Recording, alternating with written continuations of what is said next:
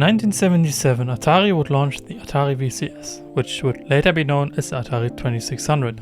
The VCS launched just ahead of the first crash in 1977, which was caused because of an overabundance of obsolete systems and Pong clones, and manufacturers having to sell them at a loss to clear stock. While the VCS would see moderate success in its first couple of years, its big breakthrough would come in 1980, when Atari licensed a version of Space Invaders from Taito. The effect of Space Invaders was so massive that sales of the VCS would quadruple, and the game becoming the first to hit 1 million sales. The success of the VCS would also garner the attention of other companies to release new consoles, with the Magnavox Odyssey 2, the Intellivision, the ColecoVision, and the Vectrex, including Atari, who would drop their new console, the Atari 5200. Out of all of these, the ColecoVision would be Atari's fiercest competitors, most notably due to Coleco selling an add-on that could play VCS cartridges as well as being bundled with Nintendo's Donkey Kong. Trading the add-on was also pretty smart due to the VCS having a large catalog of third-party games, which was also a problem due to many games being cheap, really a few having the chance to become big hits. But prior to 1979, third-party developers weren't really a thing, but this changed when 4 former Atari developers would leave the company to form Activision. While Atari tried to block Activision to sell their own games via a restraining order, in 1982, both parties would settle so that Activision would need to pay royalties. Activision games saw big success, with games like Pitfall selling over 4 million copies. This success would open the floodgates for more companies seeing the opportunities to make money off the rapidly growing video game market. Activision founder David Crane remembered in the dawn of the crash, quote, "In response to Activision's success, there were dozens of wannabe copycats. 30 companies sprang to be determined to be the next Activision." As he further noticed that these companies got a couple of millions of dollars in venture capitalist funding due to Activision's success. They hired programmers off the street. Without professional game designers, they would develop low-quality games. With their VC money, however, they built millions of copies of these awful games. Back then, it was expected by David Crane that these companies would be out of business pretty soon, but the damage it would do to the industry wasn't foreseeable. In 1982, analysts also noticed that the overproductions of consoles and the overabundance of bad third-party games would become a problem in the coming years. Jerry Wasserman, an analyst of Arthur D. Little Incorporated, stated that inventory sold after Christmas will be under great distress. He also stated that while the market was big, that the competitors would trip over each other. And also stating that another problem being that while the hardware was cheap, the consoles were expensive, with, for example, the Atari 2600 costing $190, which adjusted today would be upwards of $900. Due to the rise of competition and the lack of publishing control of third-party games, Atari started to lose its grip of dominance in the industry, which led to Atari panicking and the company ultimately making several missteps. In 1982, 2 games released for the Atari VCS would be one of the major contributors to the crash. First being the port of the popular arcade game Pac-Man, which was slammed by critics, with a major point of criticism being the poor graphics compared to the arcade version. The second game would be the infamous E.T. game, which was only developed in 6 weeks by one developer due to Atari wanting to meet sales for Christmas. While E.T. sold 2.6 million copies, by early 1983, reviewers also criticized the game for its poor graphics and bad gameplay.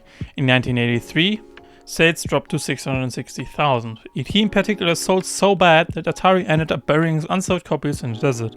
These games made customers lose confidence in Atari's future products. While Atari would improve with the port of Mass Pac-Man being received well by critics, Atari would never be able to achieve similar numbers prior to 1982. In 1982, analysts also stated that the biggest threat to home consoles would also be the rise of home computers, which were also being able to play games, had a broader use case than consoles. Besides that, computers often had more memory and better processors, which led to games on PC being more sophisticated.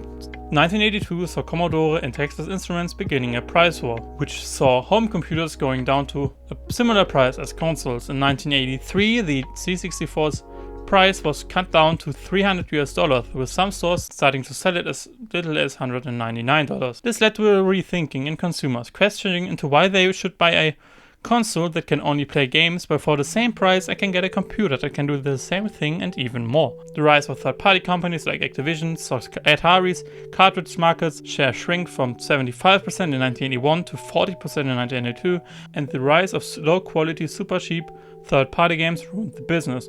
What happened was a massive shakeout in the industry. Magnavox and Imagic pulled out of the business altogether.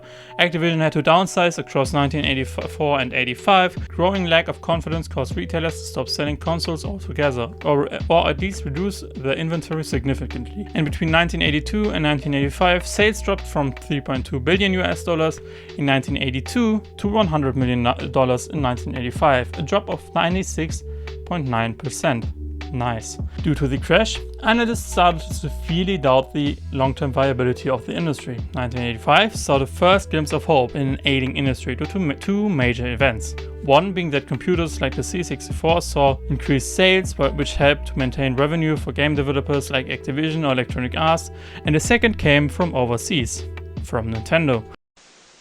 Will you be the one to witness the birth of the incredible Nintendo Entertainment System? The one to play with Rob, the extraordinary video robot, batteries not included. He helps you tackle even the toughest challenge. Will you be the first to raise the incredibly accurate Zapper and play games like Duck Hunt or action-packed Hogan's Alley and high-flying Kung Fu, each sold separately? Will you be the one to experience the Nintendo Entertainment System? Comes with Rob, Zapper, Control Deck, 2 controllers, Gyromite, and Duck Hunt. After 1986, the industry began to recover. Nintendo made out one of the major points onto why the industry collapsed. Nintendo president Hiroshi Yamauchi stated that Atari collapsed because they gave too much freedom to third-party developers and the market was swamped with rubbish games. This gave also birth to the Nintendo seal of quality, which would be given to ensure that third-party games developed for the NES were of high quality and an oversaturation couldn't happen again. By 1988, the industry largely recovered and sales were a second crash of this scale is largely unrealistic. If we take the crash of 1983, for example, and apply it to the revenue of the industry today, revenue would need to fall from $183 billion worldwide in 2022 to $5.5 billion in 2025. Now, if you like this video, leave a like, and if not, dislike it. Consider sharing it, and if you have any suggestions and maybe a topic I should cover, consider suggesting it in the comments below. I'll see you in the next time. Have a good day.